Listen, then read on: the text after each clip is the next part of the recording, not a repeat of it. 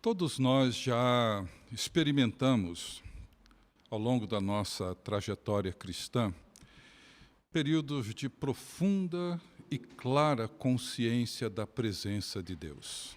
Seja num culto público, seja nos momentos pessoais de recolhimento e de devoção, sentimos nesses momentos o nosso coração aquecido, um desejo imenso de servir a Deus, de proclamar sua palavra, adorá-lo, passar longos períodos em oração e meditação. Em períodos assim, a presença de Deus parece quase que palpável. Sentimos como os discípulos de Emaús, o coração pegando fogo, os olhos abertos, compreendendo a realidade do mundo de Deus, encantados, apaixonados por tudo aquilo que Deus é e por tudo aquilo que Ele faz. Por outro lado, experimentamos também períodos de profunda frieza espiritual, apatia, desânimo, desmotivação, cansaço. Temos motivação para o trabalho, motivação para o lazer, temos motivação para o esporte, para sair com os amigos, viajar, mas nenhuma motivação espiritual, nenhum desejo por Deus, nenhuma fome pela palavra, nenhum anseio pela adoração, nenhuma vontade de orar. Não quero que me entendam mal. Eu sei que ninguém vive 24 horas por dia e todos os dias do ano tomado de um desejo intenso por Deus. Sei também que existem períodos de lutas espirituais, desertos que são necessários para a nossa formação e amadurecimento espiritual, vales escuros, pelos quais passamos em momentos de extrema dificuldade. Contudo, é muito importante lembrar que é o poder do Espírito Santo que move a igreja. É importante lembrar que o que torna uma igreja viva é a presença do Espírito. Seja no jardim do deleite, seja no deserto da luta. O fato é que sem o poder do Espírito Santo, somos como a igreja de Laodiceia. Vivemos a ilusão de que somos ricos e abastados, quando, na verdade, somos pobres e miseráveis, e a presença de Cristo permanece do lado de fora. A igreja não é igreja sem o poder de Deus manifestado pela presença do Espírito Santo atuando nela e através dela. É o poder, a energia que faz as coisas se moverem. Seja um carro, seja um liquidificador, sem o combustível ou a eletricidade, continuam existindo, mas são totalmente inúteis.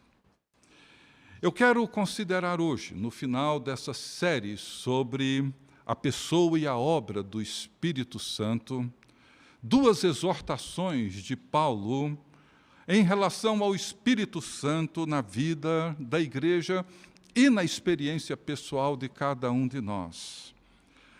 O primeiro texto encontra-se em Efésios, capítulo 4, os versos 25 a 32. Carta de Paulo aos Efésios, capítulo 4, os versos 25 a 32, diz assim a palavra de Deus.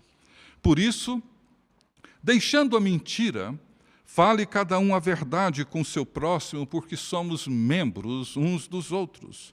Irai-vos e não pequeis. Não se ponha o sol sobre a vossa ira, nem deis lugar ao diabo. Aquele que furtava, não furte mais, antes trabalhe, fazendo com as próprias mãos o que é bom, para que tenha com que acudir ao necessitado. Não saia da vossa boca nenhuma palavra torpe, e sim unicamente a que for boa para a edificação, conforme a necessidade, e assim transmita graça aos que ouvem. Não entristeçais o Espírito de Deus, no qual fostes selados para o dia da redenção. Longe de vós toda amargura, cólera, ira, gritaria, blasfêmias, e bem assim toda malícia. Antes, sede uns para com os outros benignos, compassivos, perdoando-vos uns aos outros, como também Deus em Cristo vos perdoou. A outra passagem encontra-se na primeira carta de Paulo aos Tessalonicenses, capítulo 5, os versos 12 a 24. Agora vos rogamos, irmãos, que acateis com apreço os que trabalham entre vós e os que vos presidem no Senhor e vos admoestam, e que os tenhais com amor em máxima consideração por causa do trabalho que realizam. Vivei em paz uns com os outros. Exortamo-vos também, irmãos, a que admoesteis os insubmissos, consoleis os desanimados, ampareis os fracos e sejais longânimos para com todos. Evitai que alguém retribua a outrem mal por mal. Pelo contrário, segui sempre o bem entre vós e para com todos. Regozijai-vos sempre, orai sem cessar. Em tudo, dai graças, porque esta é a vontade de Deus em Cristo Jesus para convosco. Não apagueis o Espírito, não desprezeis as profecias, julgai todas as coisas, retende o que é bom, abstende-vos de toda forma de mal. O mesmo Deus da paz vos santifique em tudo, e o vosso espírito, alma e corpo sejam conservados íntegros e irrepreensíveis na vinda de nosso Senhor Jesus Cristo. Fiel é o que vos chama, o qual também o fará. O Espírito Santo pode ser apagado? É possível para nós, seres humanos, entristecer Deus? João Batista afirma que Jesus iria nos batizar com o Espírito Santo e com fogo. O autor de Hebreus diz que Deus é fogo consumidor. Em Pentecostes, o Espírito Santo desce sobre os discípulos no cenáculo em Jerusalém e se manifesta com línguas como de fogo. O fogo é energia, calor, luz. Tem o poder de aquecer e tem o poder de consumir. E a exortação de Paulo é: não apagueis o Espírito. Paulo também nos exorta a não entristecer o Espírito. Tristeza é um sofrimento emocional. O Espírito Santo não é uma força, uma energia impessoal. Ele é a terceira pessoa da Santíssima Trindade. É Deus, junto com o Pai e o Filho, que sente e que sofre com a nossa desobediência. Podemos, sim, apagar o Espírito. Claro, não é possível extingui-lo, extinguir o fogo do Espírito, mas é possível apagar a sua chama e o seu calor. Podemos, sim, entristecer o Espírito. E isto, claro, explica os longos períodos de frieza espiritual, os períodos de perda de vitalidade e de paixão pelo Evangelho de Jesus Cristo. O Espírito Santo é o Espírito da comunhão, da koinonia.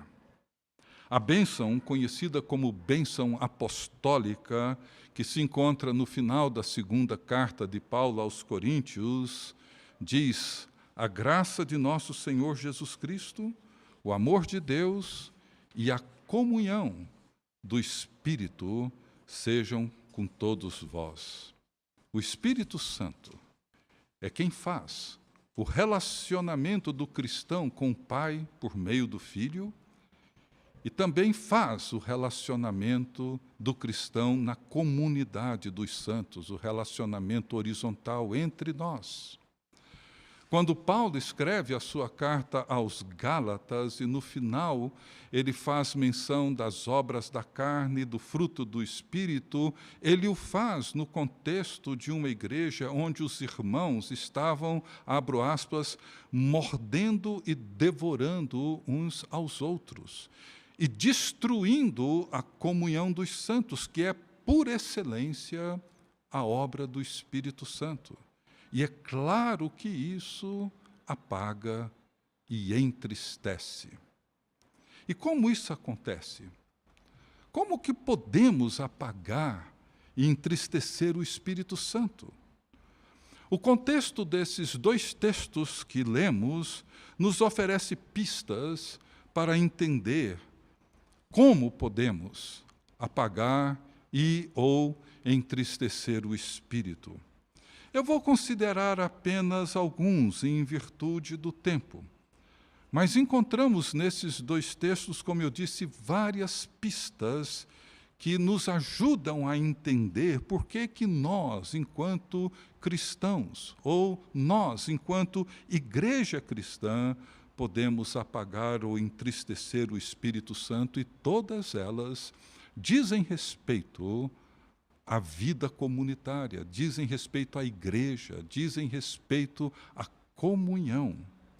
Eu quero considerar 3 formas de apagar e entristecer o Espírito e 3 atitudes que demonstram a presença, a vitalidade, o poder do Espírito entre nós. Existem outras, e eu gostaria de te convidar a reler esses textos e meditar nelas.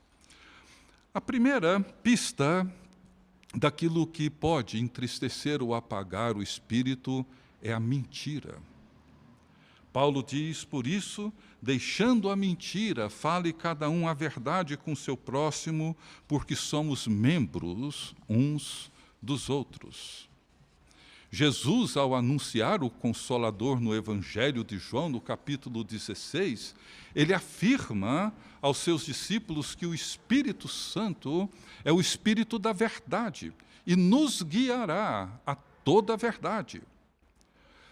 O episódio envolvendo o casal Ananias e Safira, em Atos, capítulo 5, os versos 1 a 11, ilustra dramaticamente este princípio. No final do capítulo 4 de Atos, nós encontramos o relato da oferta de Barnabé, que vendeu uma propriedade e entregou o valor correspondente a essa propriedade aos apóstolos.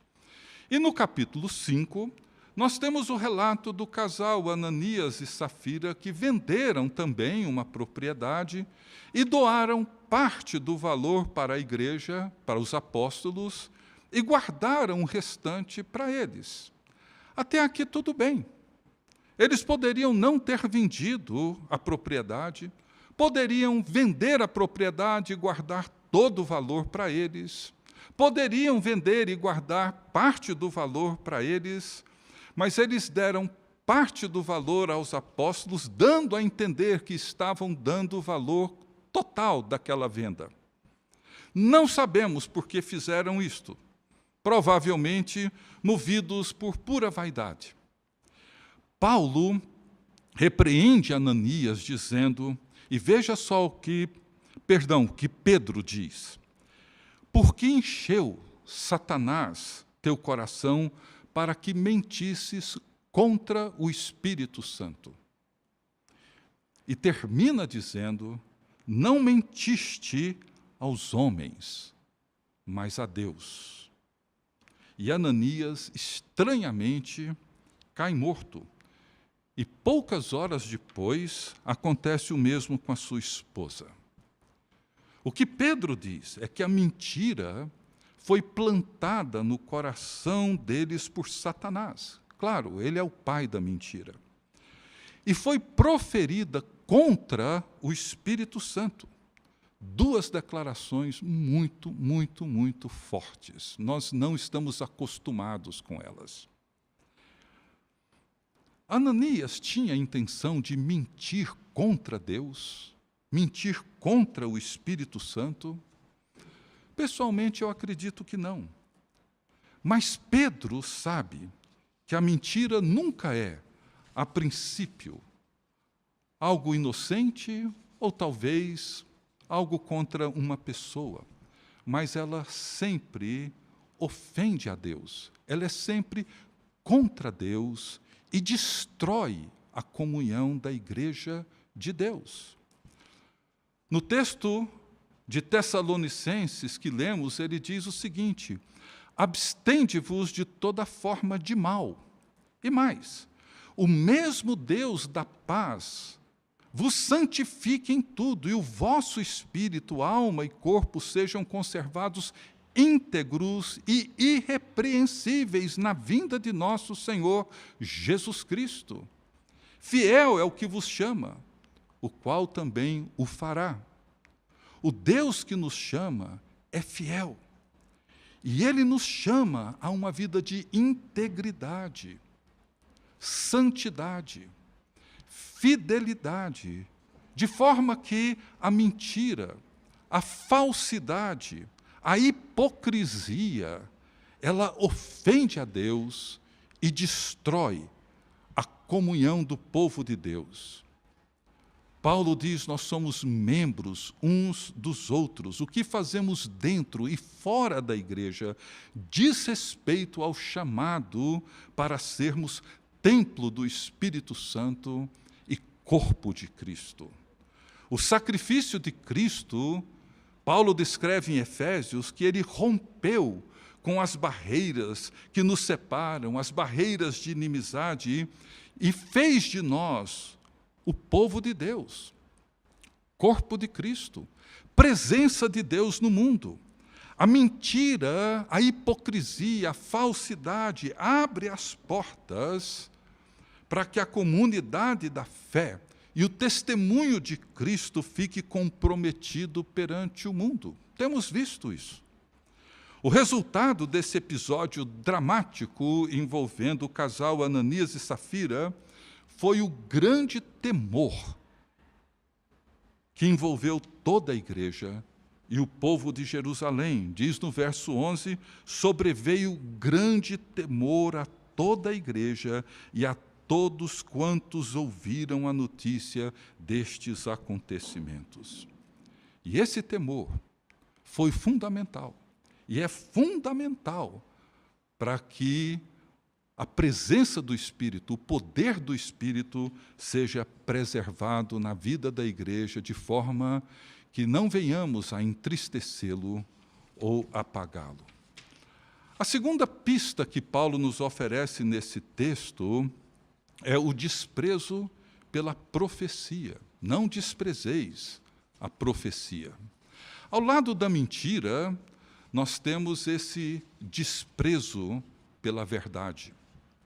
Não se trata de negar, mas de desprezar a voz de Deus. Deus sempre fala. Deus sempre se comunica com o seu povo, mas nos tornamos resistentes à sua voz.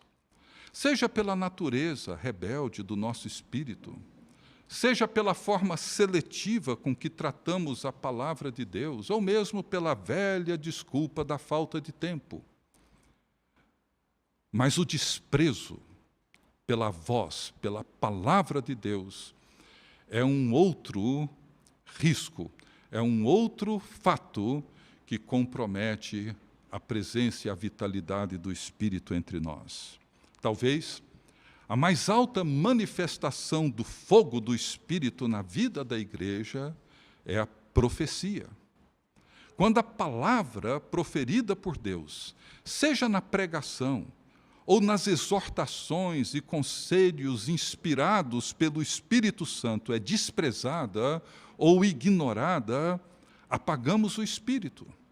O desânimo e a frieza tornam-se a expressão visível dos ouvidos indiferentes para com a palavra de Deus. o efeito desse desprezo é duplo. A insensibilidade e indiferença dos ouvintes, cedo ou tarde, produz a insensibilidade e indiferença do profeta. E a insensibilidade e a indiferença do profeta produz o desprezo da igreja pela palavra da profecia.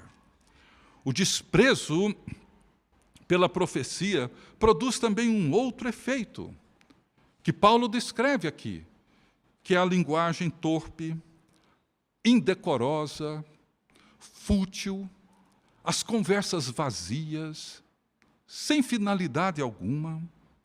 E Paulo é muito duro quando exorta a igreja de Éfeso, dizendo: ninguém vos engane com palavras vãs, porque por essas coisas vem a ira de Deus sobre os filhos da desobediência. O desprezo pela profecia desperta a ira e o juízo de Deus sobre a sua igreja. A presença de Deus se dá entre nós por meio da palavra. E o Verbo se fez carne e habitou entre nós, cheio de graça e de verdade. A palavra proferida em nome de Jesus manifesta a presença de Deus no meio do seu povo.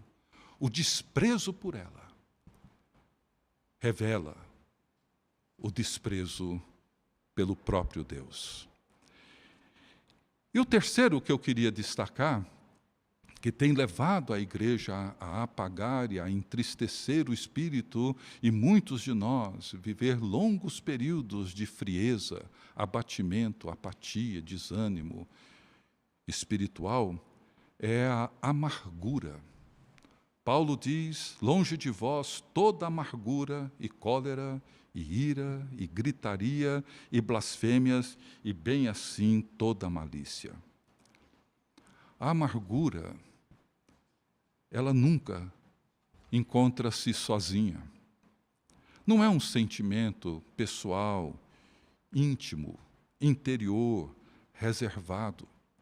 Porque ao lado da amargura, vem sempre as suas amigas, a ira, a malícia, até mesmo blasfêmias. Deus está formando um povo para si. O Espírito Santo é derramado sobre o povo de Deus para que esse povo seja testemunha de Jesus Cristo. No entanto, quando esse povo se alimenta de mágoas e começa a exalar o veneno da murmuração, do ressentimento, da ira, da discórdia, da dissensão, a comunhão dos santos sofre. E o testemunho de Cristo é comprometido. O Espírito Santo é entristecido e apagamos a chama da sua presença entre nós. Paulo exorta a igreja a viver pelo Espírito Santo, sendo uns para com os outros benignos, compassivos, perdoando uns aos outros como Deus em Cristo nos perdoou. Ou seja, nos convida, nos exorta a fazer o que Deus faz, a agir como Deus age, a ser como Deus é. Essa é a exortação de Paulo. No texto da carta aos Tessalonicenses, Paulo diz: exortamo-vos também, irmãos, a que admoesteis os insubmissos, consoleis os desanimados, ampareis os fracos e sejais longânimos para com todos. Evitai que alguém retribua a outrem mal por mal, pelo contrário, segui sempre o bem entre vós e para com todos. Esse é o chamado. Quando não fazemos isso, ao contrário, murmuramos, reclamamos, nutrimos amargura e ressentimento, apagamos isso. E dessa forma, a chama do Espírito é apagada pela amargura. Mas se, por outro lado, exortamos os irmãos, admoestando os insubmissos, consolando os desanimados, amparando os fracos, sendo pacientes com todos, não retribuindo mal com mal, a chama do Espírito é preservada na vida da igreja. O testemunho de Cristo torna-se um testemunho poderoso na sociedade que vivemos. E agora, 3 atitudes que demonstram a presença e o poder do Espírito na vida da igreja: alegria, oração e ação de graças. Em 1 Tessalonicenses 5, 16, 17 e 18, Paulo não só nos ajuda a reconhecer aquilo que apaga e entristece o Espírito Santo, mas aquilo que evidencia a sua presença e poder entre nós: oração, alegria e ação de graças. Essas 3 evidências têm como característica comum a constância. Paulo diz: orai sem cessar, regozijai-vos sempre, em tudo dai graças. Não são expressões esporádicas, são marcas, evidências da presença e do poder do Espírito Santo, uma alegria constante, a oração contínua e perseverante, as ações que demonstram a gratidão por tudo. Somente o poder do Espírito de Deus pode fazer isso. Se não encontramos, essas evidências, precisamos nos perguntar se nós não temos apagado e entristecido o Espírito Santo. Eu quero concluir com uma expressão de Paulo que chama a atenção e que encontra-se no verso 30 do capítulo 4 e no 13 e 14 do primeiro capítulo da carta aos Efésios. Por 2 vezes, Paulo afirma que fomos selados com o Espírito Santo. No primeiro capítulo, ele afirma que, após termos ouvido o Evangelho e tendo nele crido, fomos selados com o Espírito Santo, que é, veja só, o penhor da nossa herança até o resgate da sua propriedade em louvor da sua glória. E também afirma no capítulo 4 que não devemos entristecer o Espírito Santo, porque fomos selados por ele para o dia da redenção. Veja, o dom do Espírito é o penhor, a garantia de uma promessa. O selo do Espírito não apenas nos assegura a herança, mas também nos oferece os meios para vivermos a realidade do Evangelho que cremos. É um céu interior, o reino de Deus, que o Espírito derrama dentro de nós. A herança completa consistirá em um coração em plena sintonia para com Deus, até o resgate da posse adquirida por Cristo. Por causa disso, não apaguem, nem entristeçam o Espírito Santo. E essa é a razão de continuarmos orando todos os dias: Espírito do Trino Deus, vem sobre nós. Quebranta-nos, consola-nos, transforma-nos, transborda-nos. Espírito do Trino Deus, vem sobre nós. Amém.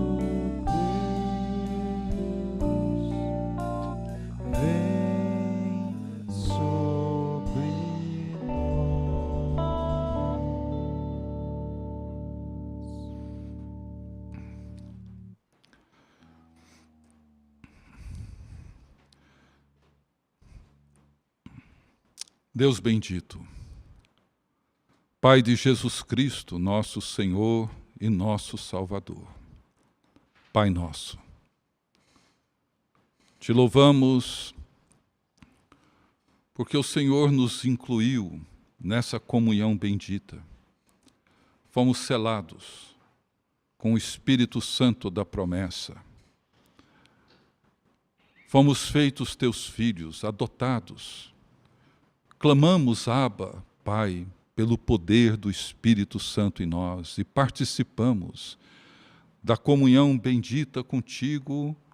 Somos herdeiros, desfrutamos de todos os benefícios que o teu Filho unigênito goza contigo desde toda a eternidade. Ó Deus, dá-nos a graça de viver esse mundo para dentro do qual o Senhor nos chama. Que o teu reino, que a tua vontade, da mesma forma como ela é feita no céu, se faça aqui, ó Deus, em nós e entre nós. Que o teu reino de justiça, de verdade, de poder se manifeste, ó Deus, no meio da tua igreja e através da tua igreja no mundo em que nos encontramos. Que o poder da tua presença entre nós aqueça o nosso coração, desperte em nós uma paixão, um desejo de te servir, de te adorar, de viver em comunhão com teu povo, andar na tua presença. Ó Deus, abençoa-nos, liberta-nos, ó Deus, da mentira, com todas as suas artimanhas, com todas as suas armadilhas, ó Deus, liberta-nos, ó Deus, livra-nos dela, de qualquer tentativa, qualquer esforço, ó Deus, para mostrarmos aquilo que não somos, para viver, ó Deus, aquilo que não é real. Livra-nos da hipocrisia, livra-nos da falsidade, ó Deus, levanta um povo íntegro, temente a Ti e que anda na Tua presença com fidelidade e santidade. Ó Deus, dá-nos ouvidos atentos à Tua voz. Não permita, Senhor, que os nossos caprichos e interesses particulares nos levem a negar, a desprezar, ó Deus, a Tua palavra quando ela é proferida a nós, mesmo quando ela vem contra nós. E ajuda-nos, ó Deus, a não viver murmurando, alimentando e nutrindo a mágoa na alma e no coração, ó Deus, mas que sejamos pacientes, perdoadores, que o Teu amor seja abundante em nós e entre nós. E dá-nos, ó Deus, um desejo contínuo para orar e Te buscar, para nos alegrar em Ti e para nutrir, ó Deus, um espírito grato, certos de que o Senhor governa e reina sobre todas as coisas. Abençoe o Teu povo, ó Deus. Derrame o Teu Espírito sobre nós. Manifesta o Teu poder entre nós. E levanta, ó Deus, um povo Teu para ser testemunho nessa nação em tempos tão difíceis, dolorosos, como os que temos vivido. Guarda-nos e preserva-nos para Ti mesmo. É o que pedimos no nome do Teu Filho Jesus Cristo, nosso Senhor e Salvador. Amém. E que a graça do nosso Senhor e Salvador Jesus Cristo, o amor de Deus, o nosso eterno Pai, a comunhão, o consolo, o poder, a presença do Espírito Santo de Deus seja sobre todos, hoje e para todos sempre. Amém.